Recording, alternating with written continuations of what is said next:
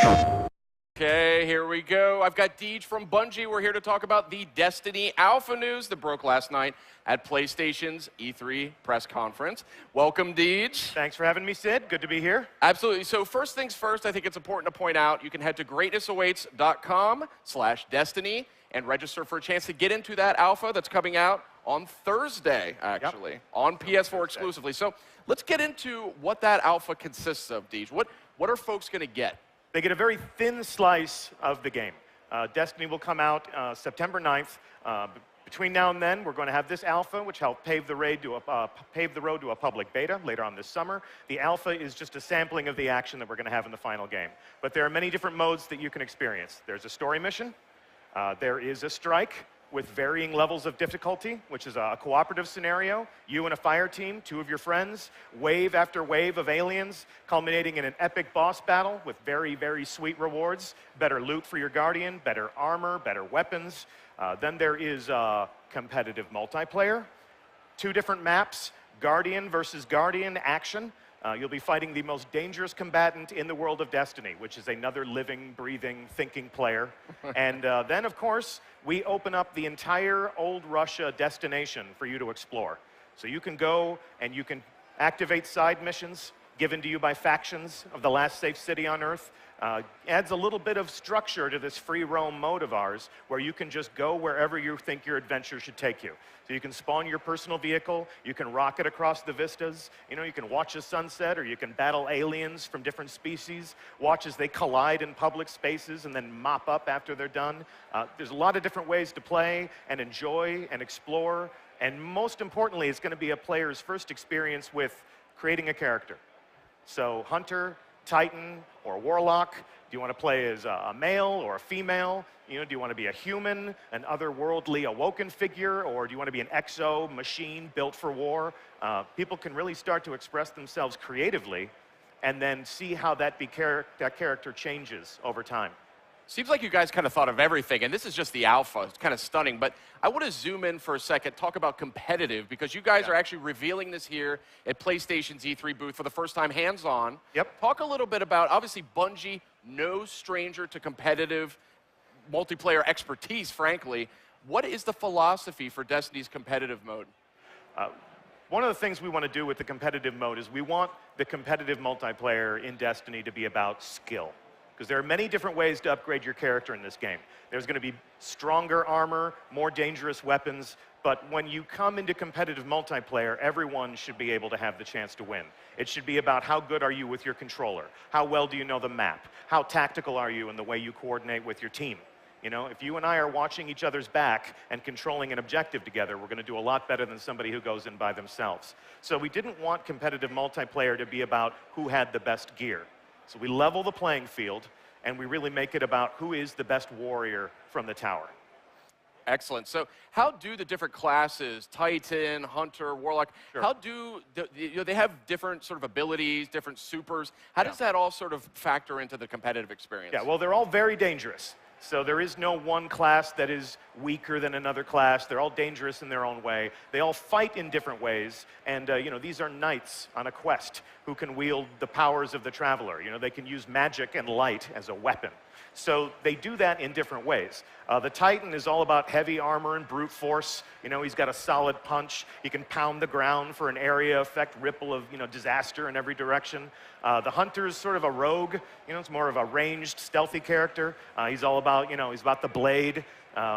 He's got a revolver that becomes bathed in flame that he can insta-kill other dudes with.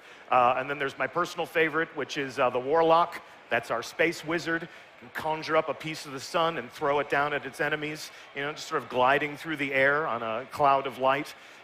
Very different personalities for every fighting style, but they're all really good contributions to a new explosive sandbox. Awesome. I can't wait to play the competitive. I did get a chance to dip my toe into the alpha. There's a lot to explore. Yeah. And speaking of explore, that's actually one of the things that really grabbed my attention. There's this mode, there's this concept of exploration in Destiny, and there's this sort of big open sandbox with seamless matchmaking. You're finding other players coming in and out. I think it was, PlayStation fans particularly are going to recognize sort of an element of this from Journey, which is this fan favorite title that had a similar sort of seamless weave in, weave out co-op.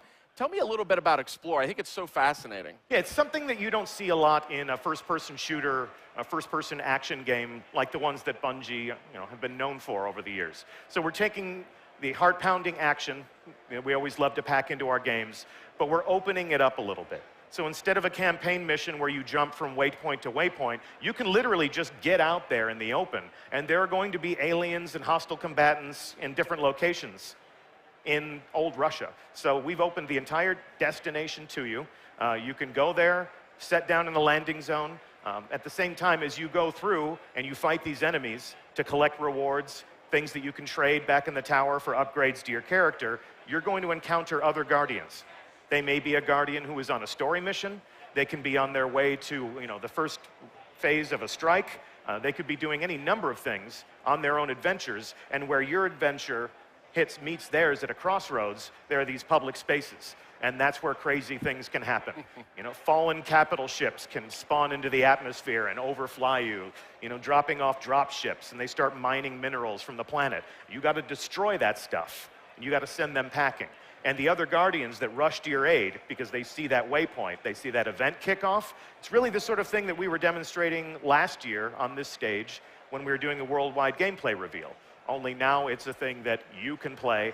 We're inviting you in. It's not about watching. It's about you really understanding what it's like to play this thing.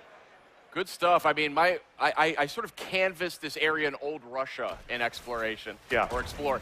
And I thought I had sort of combed every nook and cranny, and then I realized, hey, there's this whole interstellar graveyard of fallen ships and airplanes and stuff. And it was this gigantic other area of the game. I mean, the game seems just so dynamic. Seems like there's a lot of nooks and crannies. Well, the landscape tells a story of its own.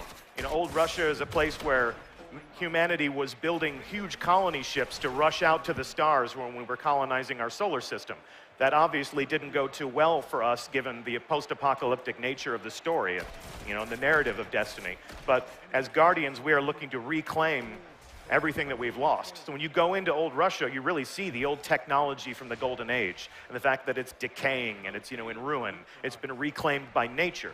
So even though, the fate of our civilization had been doomed, it's still, nature is ascendant over man. So it can still be a beautiful place. It can still be a world worthy of exploration, a world worthy of heroes. And I can tell you, I still get lost in old Russia. Some of the game designers who spend more time playing the game than I do, when I'm not head down over Facebook or Twitter, still get lost in old Russia or discover new things that they had yet to find. Like some boss that's just secreted away in a cave somewhere who you're not going to have the strength to kill in the alpha. You're going to have to come back later after you've completed some other activities, some other strikes or missions that we're holding back for the final version of the game. So like I said, the alpha really is sort of your first step into the world of Destiny. We'll give you a beginning experience as to what it's like to build a character, but there's only so much you can level up because we don't want this to spoil anyone's experience in playing the beta or, of course, the final release of the game in September. Awesome. So that alpha is going to kick off this Thursday on PS4. If you've got a PS4, you can head to greatnessawaits.com/Destiny, register for a chance to get in. I want to zero in a little bit, though, on something else that Destiny offers, and you'll get a taste of it in the alpha, is this. There's just loot, there's equipment, there's weapons. I mean, it's not just sort of this static, here are the 9 guns of the game. There is a vast arsenal in Destiny. A vast arsenal, and we're giving you, again, a sampling of that vast arsenal. But you'll be able to go to the tower, and you'll be able to browse the different merchants and vendors they have there. So there are gunsmiths. There are different faction vendors who have their own line of weapons. You can gain reputation by some of these different story agents by completing their side missions and gaining favor with them so that they'll unlock different portions of their product line to you. So the weapons that you carry, the gear that you wear, will indicate the allegiances that you've sworn to different political factions in the universe. It'll indicate which activities that you've taken a shine to. So you'll be able to look at somebody and say, this guy has played the strikes on every level of difficulty. He's got strike gear, he's got strike weapons, that helmet is clearly from my favorite strike, or they may be a competitive multiplayer guy, so they got the arena gear. You'll be able to tell at a glance what someone likes and what they're good at, which will lead to some of those interesting social connections. If I look at somebody and I say, you are clearly a competitive multiplayer guy, you should think about joining my clan. We like players like you. Another group might say we're all about raids. We're all about cooperative, tactical, story-driven gameplay, where we're taking down the toughest bosses in the game. And they're going to choose the people that get to join them and play with them based on what they've invested in terms of their own character, the things that they've chosen to play. Outstanding. So, Destiny Alpha, it's going to be out on Thursday on PS4. Go to greatnessawaits.com/Destiny, register for a chance to get in. That is it for us on Destiny. Stay tuned. We're going to have Battlefield Hardline coming up next. PlayStation